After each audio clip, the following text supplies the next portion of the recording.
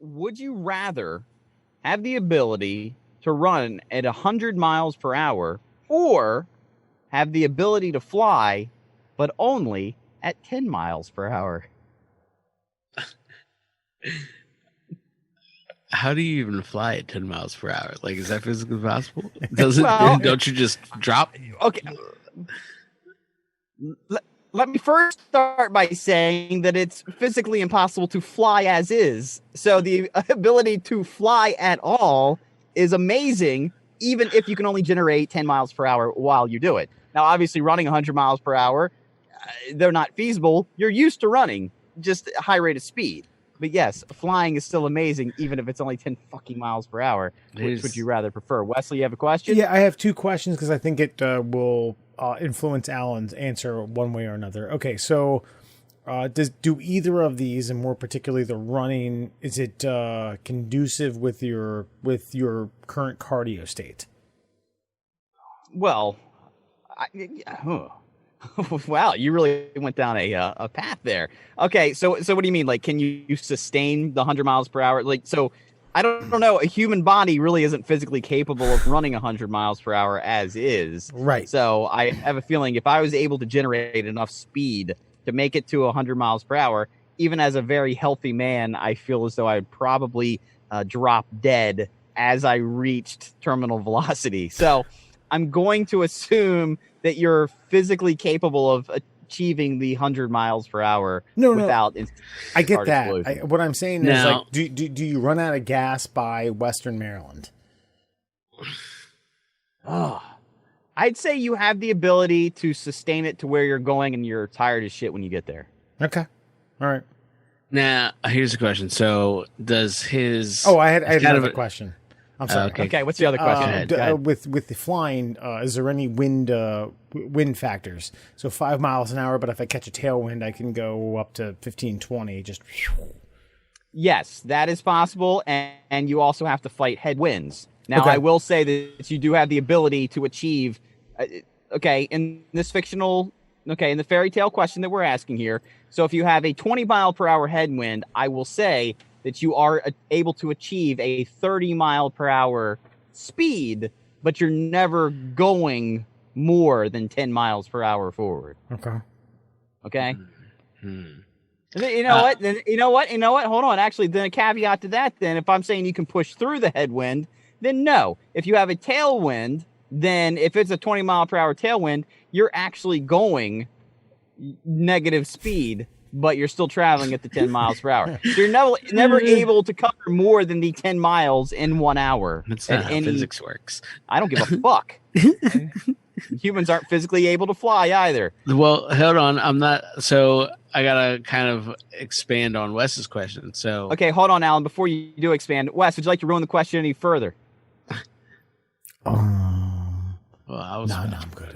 I'm good. Thank you. Okay, go ahead, Alan. Ruin the question further. So, like, I guess Wes's idea was like, okay, do we have the lung capacity to sustain running 100 miles per hour for a while? But like, running naturally is strenuous on a human being, like their back, their knees, their hips. So, with the added speed, do I wear down at the same rate as a normal human? Like, if I make it to Western Maryland, am I fucking done? Like, no more running. That's it. Fucking wore it out all in one fell swoop. Or am I impervious to wear and tear? I won't say that you're impervious to wear and tear, but the running of the 100 miles per hour would be no more damaging to your body than running your normal full-out sprint as a normal human being. Okay. So by the time you're like in your 70s, yeah, you're probably you're pushing it. You can run like 50 miles an hour, but you're still kind of haggard and you're hobbling a little bit. But would you rather have the ability to run 100 miles per hour or fly 10 miles per hour? I think I'm going with fly. After all of our run-based questions, solely because running is garbage. I hate it. I don't like it. I never liked it. I mean, yes, I'm fat now, but like, in a previous life, I was not fat and I played athletics all the time, and I still fucking hated running. Like, I hated it then. I hated it when I was in shape and I could run far. It sucks, generally speaking. So I feel like running 100 miles per hour is not going to be any more fun. Okay. Actually, I think it'll be worse, honestly. Okay, since we've done all this, as Master and Commander, I will throw in the caveat that the running neither enhances nor decreases your physical abilities. Well, what does that mean? That means that you won't get in any better shape by running 100 miles an hour, but your body will not deteriorate by running 100 miles an hour. Oh, okay. Well, I mean, that still doesn't fucking make it cooler. That's fine. That's fair. Flies. Okay. Flying. I'm flying. 10 miles per hour everywhere. I'm flying. I'm fine. So only flying because of your hatred for running. Well, it's way cooler. I mean, naturally. I think we had touched on that right in the offing. So it's definitely cooler than fucking running. Running's fucking whack. We've just gone over that. Okay. Flying is an ability that humans don't have. Humans can run by and large. So, running faster just seems worse to me. Flying seems cool. That's new. Okay. Wes, any more questions? No. I think I'm going running. I just don't see any benefit to flying at a tenth of the speed that which you can run. If you want to get somewhere faster, which most of us do, you run. If you run 30 miles per hour? What? 100. What'd you ask me? Wait. He's doing math in his head right now to see if he's going to be an idiot when he says the what he was thinking. No. I just maybe I misheard you. Did you say a third? I said a tenth. Oh, okay. 10th. Yeah. That's why I was like, my mind's playing tricks on me. No, I just think the running at 100 miles an hour, especially for some trips, like if I want to go up and see Calvert in New York, go. Want to go up to Cecil County, go. And sit there like.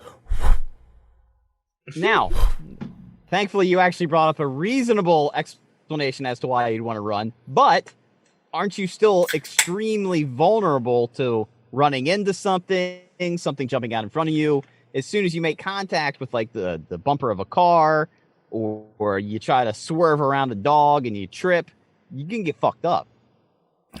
Well, yeah, I assumed you gave me the reflexes of the Flash, someone who could just go and just kind of like dodge out of the way, jump over something.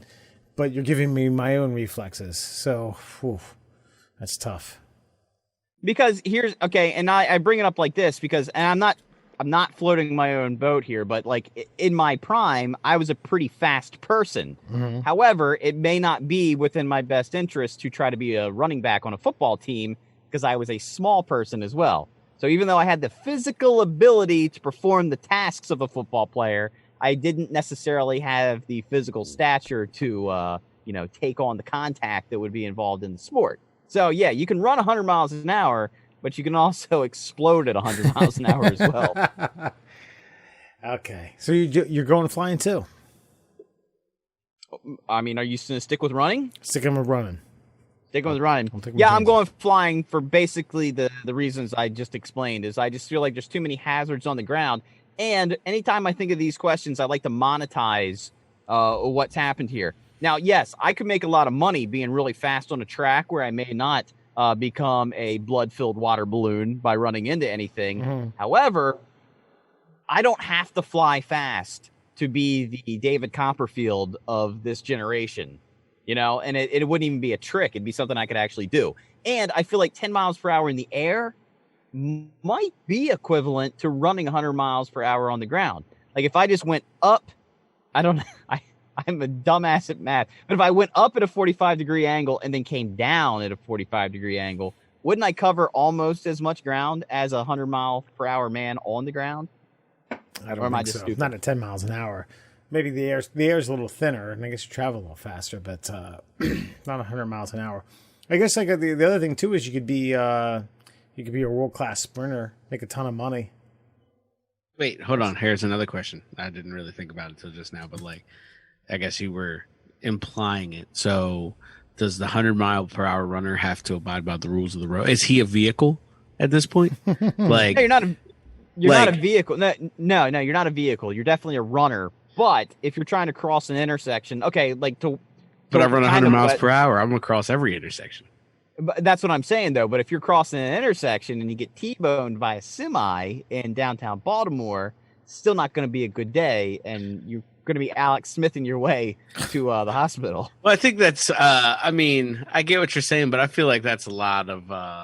That's not so much like an issue with the capability to run 100 miles per hour versus somebody's dumb and still doesn't know how to look both ways. Like, you get what I'm saying? Like, if I'm standing at an intersection running Allen speed and there's cars coming, I might be like, probably not a good idea. But if I can run 100 miles per hour, 9 times out of 10, I'll probably be like, yeah, I got that. How many blocks are you going to start to put the brakes on when you're running 100 miles an hour? Wait, hold on. There's a gear up? I didn't know the Flash needed to wind it up to flash speed. He just went flash speed. So I assumed when I ran 100 miles per hour, I just fucking run 100 miles per hour. So you're saying start stop on a dime. That's what you want to do with this. Well, that's what I assued what we were talking about. I didn't know there was a fucking gear up. What's my time? Am I a Ferrari or am I a fucking Pinto? Well, I would say it wouldn't matter. Even if the Pinto can get up to 100 miles per hour, it still has to get up to 100 miles per hour and still has to slow down from 100 miles per hour. Even a Ferrari's got to get up. How I perceive my block that I need to cross. If I'm a Ferrari, I'm getting across. If I'm a Pinto, I'm not getting across. I get up to 100 miles per hour, what, 3 seconds, 4 seconds? Good to go. Yeah, get up to 100 miles per hour in 15 seconds, we got problems. You're still flying. You don't want to run anyway. I'm just asking the question. I'm just saying, yeah, okay, I don't know how long it takes a person to get up to 100 miles an hour. Like, okay, in the 100-yard dash, Wes, what do you think? Usain Bolt gets up to about, 26 miles an hour, something like that, to pull off what he did? Yeah, it was a shade south of 26. You're looking like 25, high 25s, yeah. Okay, so high 25s, he probably reaches that speed at probably about the 50-yard mark, and then it sustains it for another 50 yards. So meters. Okay, so for meters. Oh, come on. I apologize. So if you're getting 25 every 50, so it'd take you about a quarter mile to get up to 100 miles an hour. But you could achieve that. But you still got to slow the fuck down too. Stop on a dime. Kind of hypothetical. That seems way fucking whack. Yeah, like, I was just thinking it was. Yeah, like exactly. See. If you had been like, you can run 100 miles per hour, but it takes you fucking 10 seconds to get that fast, I'd be like, well, that's fucking stupid. This is useless at that point. Unless I'm traveling. I'm literally just using my speed to beat things that I can't beat as a human. I guess if you could also. I'm still stuck at fucking corners in a city block. Fuck it. It's useless. How am I the bad guy here? I gave you the ability to run 100 miles an hour or fly, and You're somehow I'm the question master, bro. You are the question master. You could be a really good rickshaw driver. Yeah. See? I can get you across town. Yeah. Kill everybody on board, but I'd make it. Yeah.